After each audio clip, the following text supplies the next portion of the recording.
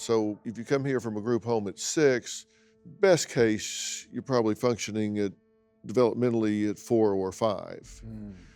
So you go into an apartment functioning at 6 or 7. A 6 or 7-year-old child living in an apartment alone for a year, that's just not believable to me. How does that happen? I think that she groomed her before she did this to have her ready for this. But in terms of activities of daily living, health, food, stove, working with an oven, a 6-year-old child just simply doesn't know how to do the activities of daily living for independent existence. Well, I know in the apartment when we met her, she didn't use the stove. She cooked in the microwave. Did she teach you a routine? She didn't really teach me like how to like take care of myself, but she did say like if someone asks you how old you are, you tell them that you're 22. And who paid the bills? Michael. So all you had to do was go stay behind that closed door. Why did they want to get rid of you so badly? I don't know. You know, you leave one family because they say you were violent with the boy and almost broke his arm. And then you're with another family and they say, well, you tried to poison her, threatened to stab him. You've had her now for 6 or 7 years? It's almost 7 years. In this 6 or 7 years, have any of the things that she has been accused of doing that this prior family has alleged that she's done happened at your home? No, not at all. She would get into trouble just like any normal child would.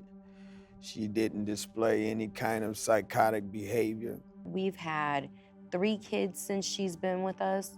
She's been there for the delivery of one literally in the delivery room when her brother was born. She's amazing. What I believe is that she tried to discredit her with instability mentally. And when she could not do that, they re-aged her. This is the conclusion I came to. Natalia needs surgeries. And I think because they have Jacob, he's autistic, and they wanted to do the college. And I feel like Christine's aim was to get rid of her because with her having her surgeries, she wasn't gonna be able to go and do everything she wanted to do because surgery is gonna hold this baby down. So I think Christine felt like it was a burden. You're not a burden to me. But I think Christine felt she wasn't even gonna be able to be this role model mother that she was until this came out. I believe that there is something that she is hiding that she didn't want to get out.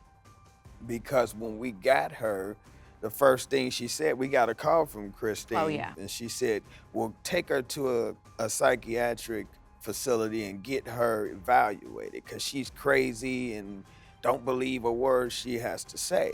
Another thing is when I was living in my first apartment, she actually had me call the police on myself. Like she told me to call them and tell them that I wanted to hurt others and I wanted to hurt myself.